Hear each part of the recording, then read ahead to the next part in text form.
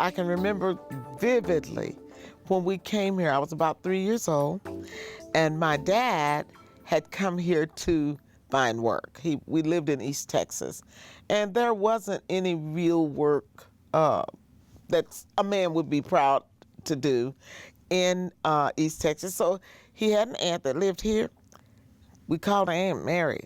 Aunt Mary used to come to Texas, every year for the homecoming and says, "Don't you realize you're free? Come to Oklahoma." So Daddy came to Oklahoma to be free and to get a good job. He got a good job. He started to work at the Rock Island Railroad. My mom and I and my baby brother, I guess he sent for us to come, and we came. And the most interesting thing in the whole wide world is that we had to spend the night in a little hotel right downtown because my dad couldn't get off work to come get us. So we spent the night in the hotel. The next morning, Dad came and got us, and we moved. We moved to right where the river bends, over in the Walnut Grove area of town, And we lived in a little house with a lady, Mrs. Campbell, who lived in that house with her son and her daughter-in-law. And my dad and mother and my brother and I lived on the other side. We all shared. My brother and I shared a bedroom. My mom and dad shared the living room, and so we had a little cooking area. I remember that quite vividly. And then my dad, he wanted us to have decent living so he could have some privacy. We moved to the south part of town. I can't remember what they call it now, but it was right over there by Woodson Park. Moved there, and it was really funny because Dad moved us over there so we could have some privacy, but then they sent and got my uncle and their family. So there were about 8 of us living in that one house on the corner of 13th and Harvey. And that's where I set my first school days. Went to a little school called Choctaw. It was right there by the railroad tracks. And that was my first school day, and the lady across the street from us made my dress, and I thought I was the cutest little girl in the whole wide world. When we lived in Walnut Grove, that was an area where there was a lot of oil wells. That's all down in that area around, I think it's Lincoln Boulevard now, and south of Reno. And the river was called Greasy. And the reason they called it Greasy was because there was always a black film floating on top of that thing. And I had an aunt. She had lived in a little tar paper house not very far from the bank. And she said one night she woke up, she dipped snuff. So she woke up to get her a dip of snuff and reached down, and her hand got wet, and she looked at it, and she had all this black tar on her hand. Her house was floating away, and she was in the bed.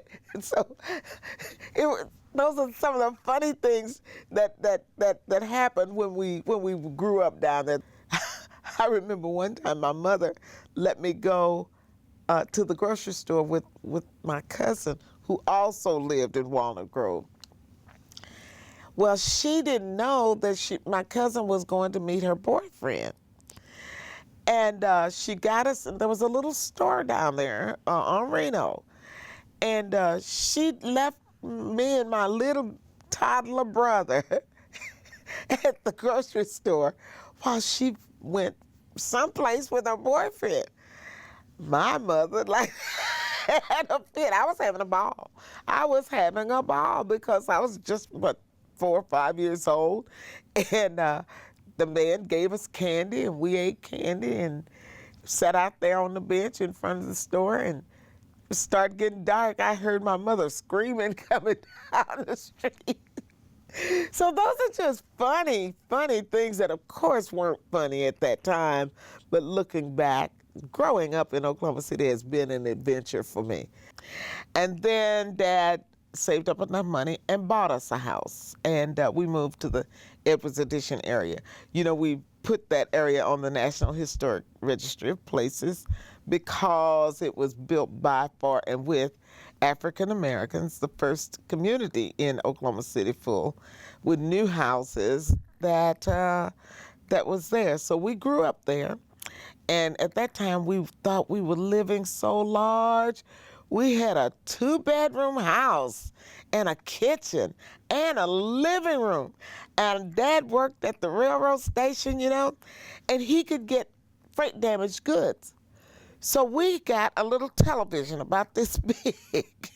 and and Mom wouldn't let us look at it until on Saturdays. She would make us read every night. So, you know, I would rush to read.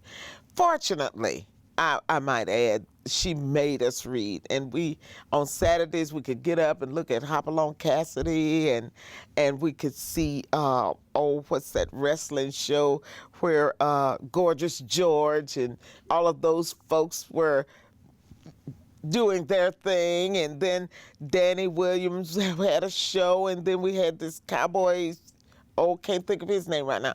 But we just lived a really, really rich life, don't you know? Because we lived in a brand new house, and we had a bedroom. Although the bedroom, my brother slept in a double bed, and I slept in a twin bed over by the window. So that, you know, that's a part of how I remember my very, very young days. Growing up, went to Edward School, and then went to Douglas, Old Douglas we call it. That's the school that's up on 6th and High.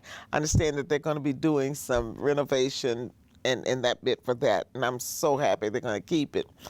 But we were the first, my class was the first sophomore class to go to the new school down at 900 Northeastern. And graduated from there in 1957 and went wild crazy, just like many, many young people do. And then had to get a job. You know, I had a son, and we lived with my mother, which was one of the worst things a person could do. when you're young and silly, because my mother was very, very strict. We went to church every day in the week. Now this, I'm going back though to tell you about the growing up days. We went to church so much, I hated church. I got to the point where I just didn't want to go to church anymore. So then when I got, you know, after I finished high school and got a chance to leave home, I didn't go to church. It didn't go back for a long, long time. I'm glad I'm back. Now I see the value of it. I feel the value of a spiritual connection and that bit, but you couldn't have paid me in my young days to go to church. Went to work at Tinker Air Force Base after some many little bitty tiny jobs that never lasted very long. And so, you know, everything just lit up for me then.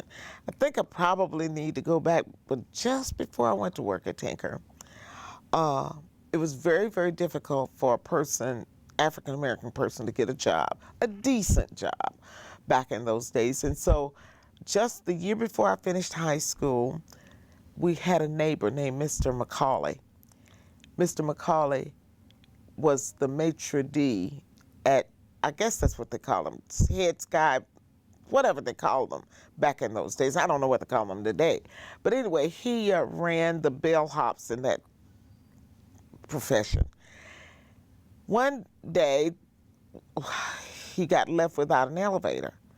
So he asked me to run the elevator. So I got a chance to run the elevator in the Skirvin Hotel when I was about 17, 18 years old. That was really exciting and fun and funny, I will tell you.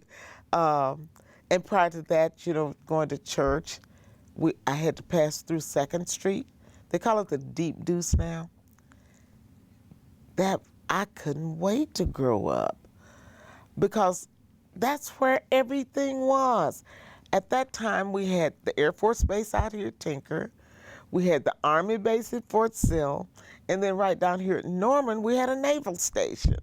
So because the black soldiers and sailors couldn't go into the town, the buses would bring them down here, and boy, they would be having so much fun, and I would be riding through 2nd Street with my nose glued to the glued to the window, praying God let me grow up so I can go on the Deep Deuce. So before I went to Tinker, I had a chance to be on the Deep Deuce. I worked in a newsstand for Dr. Oh my goodness, can't think of his name now. Albert Thompson, who he was not really a doctor, he was a denturist, and he needed something, to help him with his taxes. So he rented this little newsstand in the Deep Deuce, asked me to work for him. That gave me an opportunity to be somebody's boss, because I hired all the little kids to clean up for me and gave them part of my salary so they could clean up and keep the place very nice, and I could wear high-heel shoes to work. And I just thought I was the queen what was, I was working in the newsstand one day, and a guy walked in the newsstand, and I'm sitting there at the counter, and he pulls out a gun and shot across the street, and somebody across the street was shooting back in there, and the windows, oh my God, I was crawling around. I was screaming and crawling around, and somebody made him go out. We had some customers in there, and they made this guy go out of the place, and they continued to shoot. Listen, I had to get out of there. I was not going to work in a place where there was a chance I was going to get shot, and that was the culture in those days. Lots of ugly things going on there.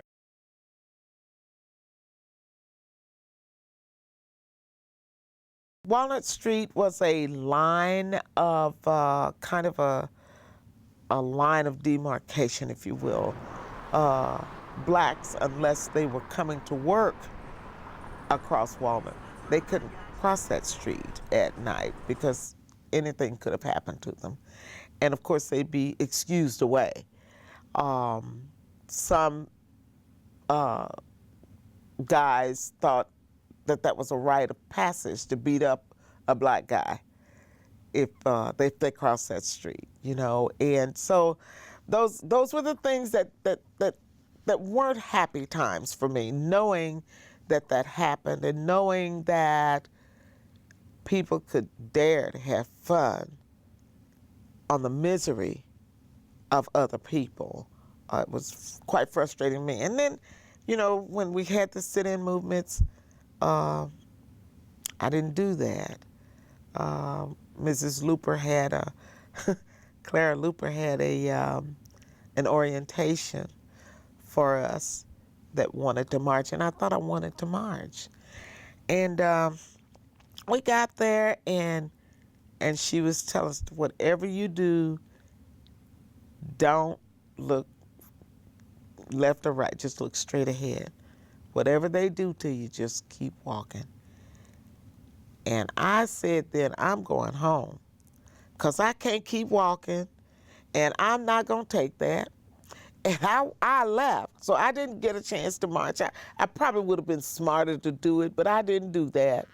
I just felt like I'd rather, as my grandma say, die and go to hell with my back broke than to do that, So I missed the sit-in movements. My pastor was just awesome in it. He was a part of the sit-in demonstrations when the city needed to do something to help the black garbage workers, and he was just a power player in that. Also on Deep Deuce, on the northeast corner was Calvary Baptist Church, and that's where the sit-in movements began. That was the church. It was such a majestic old facility that's where they had all of the orientations and really big church services. It had a wonderful old pipe organ. It was the only black church in town that had a pipe organ. So I loved going up there to that church and listening to that wonderful old organ. But Deep Deuce went down. We had a really sweet little guy. We called him Doebelly. His name was James Brooks, but they called him Doebelly because some kids saw him eating cookie dough at school. But Doebelly was, he wasn't literate. Just a fun guy. He did vaudeville performances, and he was kind of funny, and he smoked a great big old cigar and wore a funny old hat, and he would get out in the middle of the street and dance, and folks would just gather all around him. And but Second Street was not a safe place, and I begged him to leave from down there because people had gone away. It had gotten so bad that nobody wanted to live down there. And of course, integration had started to take place, and people were moving out and away from the Deep Deuce, and it was just a slum area, quite honestly. All of the people left, but many of the people brought their dogs and cats down there and turned them loose. They loved these animals. They would come back and feed them every day. They would always come back and feed them, but they wouldn't take them home with them. And Doebelly became the master of the dogs and cats. So he was down there, and he shined shoes, but nobody came to get the shoes shine anymore. He sold the Black Dispatch just a little something to eat, So I tried to get him to move, and he said he wasn't going anywhere unless he could take his shoe shine stand. Well, nobody wanted a shoe shine stand, in front of their property. And finally I said, Doebelly, I tell you what, if you will leave from down here, I will make sure nobody ever forgets that you've been here. And so we had to prove it to him. And we put a brass plaque in the sidewalk right in front of the building where he stayed with all those hundreds of cats and dogs. And that is now the manager's office of the Deep Deuce neighborhood. And just in front of that office, you'll see a little saga about Doebelly and how he was, his mom was Native American, and I think she called him something like Lone Wolf or something, because I think she said when she had him, the wolves were howling, and she called him Lone Wolf. But right in front of that office there is a plaque for Doebelly, and I hope if there are people who see this this video that they will take a walk down Deep Deuce and see on the corners there are brass plaques where I had, memorializations of folks who were really, really important in our neighborhoods at the time.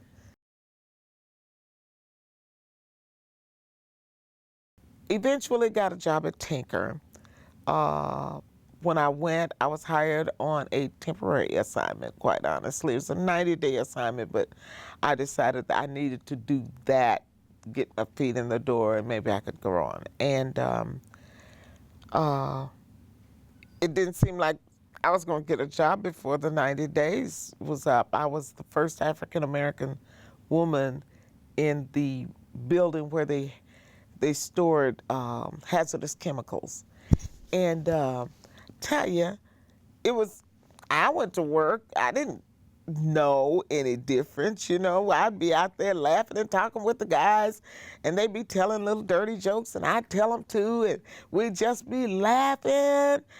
And we had eventually got another lady to come, and one day she came out of the office, and she said, well, what are y'all laughing about? And the guy said, I said, tell her, because I couldn't remember the punchline. I said, tell her. He said, no. And he was angry. I said, why? He said, well, you don't tell anything like that to a lady. light bulb went off.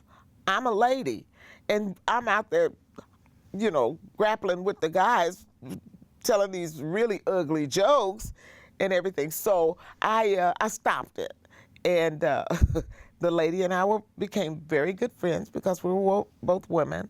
But I would tangle with my bosses because I still had to work in that warehouse, and they let her, although I had the same job title as she, they let her do the reports. And seems like to me, every 20 to 30 minutes, she would come out and she said, Willa, how do you spell yada, yada, yada? And I'd spell it for her. And she'd saunter back in, and she was a beautiful lady, by the way. She'd saunter back into the office. Pretty soon, here she'd come. Willa, how do you spell this? And I said, girl, if you can't spell, you need to be doing out here in this warehouse. And she says, well, they asked me to do these reports. I said, okay. So when she came back, I just followed her in. I said, listen, you guys got this woman in this warehouse and she can't spell. She's doing my report. I said, why don't you just let me do the report and you put her out here? So they got mad at me. And so they didn't like me anymore after that. And so I started having fun at their expense, quite honestly. And they were so glad when I was transferred out of their department.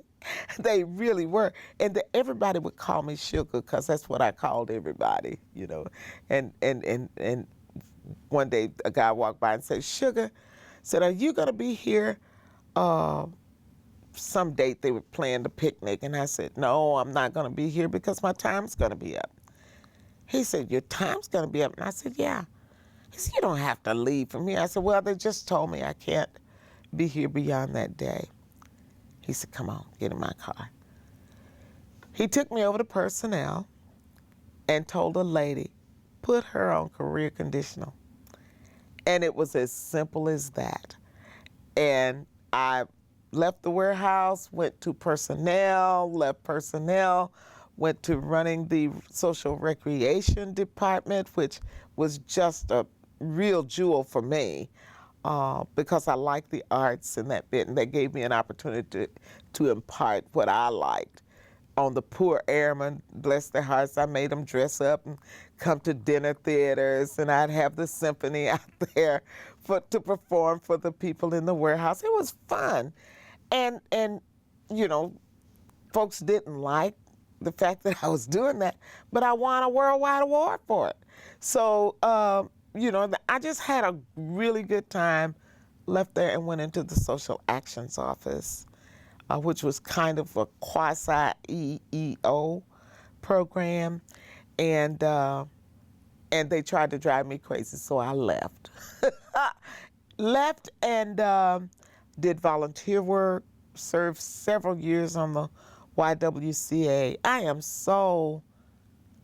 I'm thankful for those experiences because it helped me to know that, we really are all alike. We have so much more in common than we have differences. And so having made lots of friends of all different faiths and cultures, and like I said, when I was at Tinker, it wasn't anything to come there when we were having the Cinco de Mayo. I didn't know anything about Mexican people. I just read a book, and it said that they had an annual event called the Cinco de Mayo, and so I did it. And the same thing with the Asians. I did that with them. So I had a lot of fun on that job. It helped me know more about other cultures, helped me gain some awesome lifelong friends. After I retired, I did a lot of volunteer work. It's a funny thing about volunteering. People will tell you, you don't have a job, so you need something to do. So you need to do this. And I was too silly and dumb to say no. I just jumped right on in. And ultimately, a little community, I think it was about 1989, was having some distress in their community because there was a move afoot to put a drug rehab center right in their neighborhoods, and this was it was just not reasonable to me or to them, because these are people who had worked all their lives, largely professionals in the African American community. They had bought their retirement homes. These were the homes that they wanted to live in for the rest of their lives. And they were very nice homes in a very nice neighborhood. And they couldn't see putting that kind of a facility in their neighborhoods. You know, it was frightening for them. So they asked me to be their advocate because they knew I talked too much. And so I did. I became their advocate, and we came here to City Hall and made our plea to not let that go into our neighborhood. Well, the incumbent decided he moved to let it go in. So I went running around town trying to find somebody to run against that man. I didn't think he deserved to be our city councilman because he allowed that to go in. Not only that, I didn't like the way he treated the little old folks that came down there. You know, he was a little bit acerbic, if you will, to the little old people, and they would just leave the podium with their heads down because he would give them a tongue thrashing. So I said, we gotta take that man out of there. Well, don't you know, I couldn't get anybody to run. So I ran against him. And in the primary, I tied him. They said that was the first time in 25 years. I understand that Jim Norick had done the same thing. He had tied an incumbent. And to me, you know, we just had to get him out of there. Well, after the election was over, I lost that election, by the way, but it was to give some confidence in the system and the process. I will tell you, they counted every single ballot. And that's how I knew I tied him, because I was protesting some of his votes. And we went to court and they counted every single ballot. And I tied this man. So couldn't get anybody to, you know, I just had to bite my tongue and just go on about my business of volunteering and taking care of my family and that bit. And 4 years later, since I couldn't win the last time, couldn't get anybody, I said, I'm gonna do it again. I'm gonna run against him because he doesn't need to be there. Well, don't you know, 5 people signed up to run. 4 of them were ones that I had asked before to run. And that's when I learned that they didn't want the job because it didn't pay much. But since I did so good, they thought maybe there might have been some, you know, salary or something. I didn't know. And I really didn't have to have the salary. I had a good retirement. My husband was an executive at National Cash Register, NCR. And so, you know, it was okay for me to not have a salary at that time. I got out there, and I'm telling you, I was scared to death because these were young people, you know. 2 of them were lawyers. Then we had the preacher. Then we had a bus driver, and somebody else was. Don't you know, I was so scared because these people talk for a living. Well, we went out to Rose State to film the first debate. And as it happened, I wasn't the first one they called on. They called on one of those young lawyers. And after he started talking, I said, oh my goodness, I got this.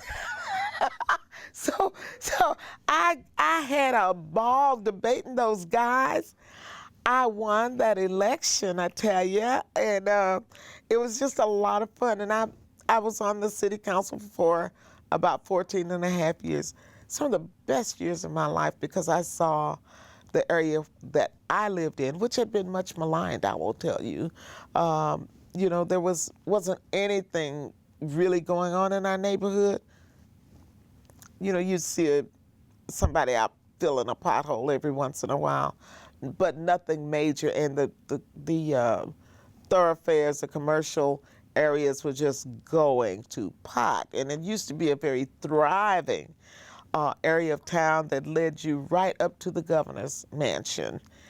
And so it became my charge to myself to do something about that. And I thought the best way to do it was to start with the recreation programs and buildings. And so we got all of the recreation centers redone to give the kids a place to be.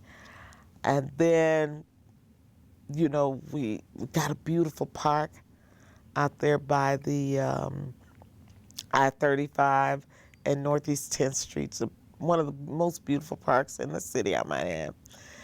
We put Edwards Addition on the National Register of Historic Places, so our kids could say, we live in a historic district, and it was designed so that the people who were just starting out in with their families could have a place that they could live, that they'd be proud to live, and the school would be in walking distance from their homes. There was method to my madness. I didn't know it. It just happened, and but it worked out perfectly. And then Maps came along, Maps 3, I think the school, Maps for Kids came along, and Douglas High School was redone, and several other schools, but of course I talk about Douglas because that's my alma mater.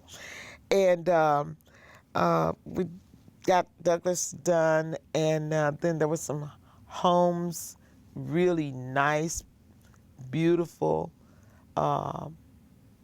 pretty pricey homes, as a matter of fact, go in the area, and we named some streets after some famous African Americans so that we would have a place. And so, I just love this job working for the city because I could get all of that done and feel good about it and know that the people that I represented, by and large, I didn't represent all African Americans, but the majority of my constituency was African American.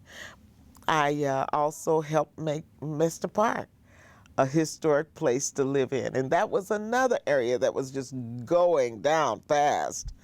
And now it's a thriving, beautiful part of town, and I just feel really good of having those kinds of opportunities. One of the things that I really like about our city government, local government here, is nonpartisan. So we don't have to play those games that have to be played in partisan politics.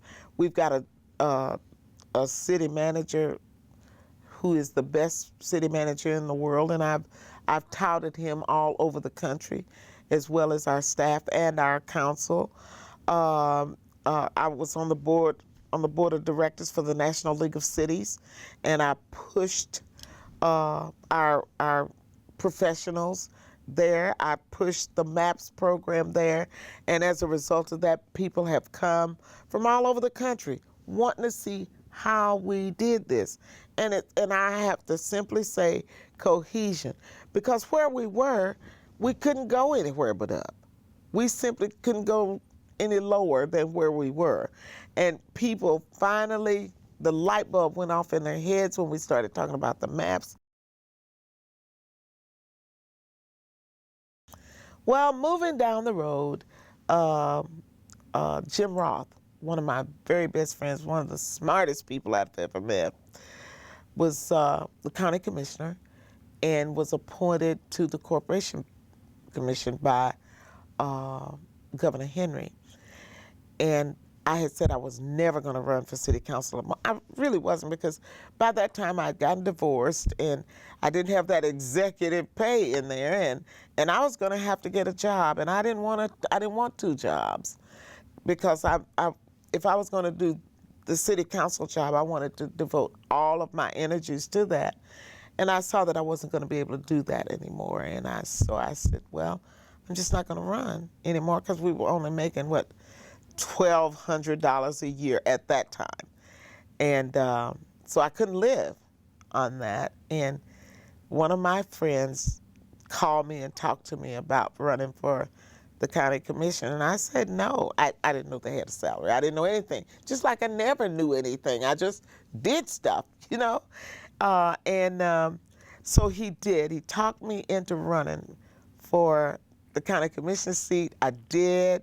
I'm so glad I did. I can eat. I can buy pantyhose, don't you know? I was just so happy to be able to afford to keep doing public service.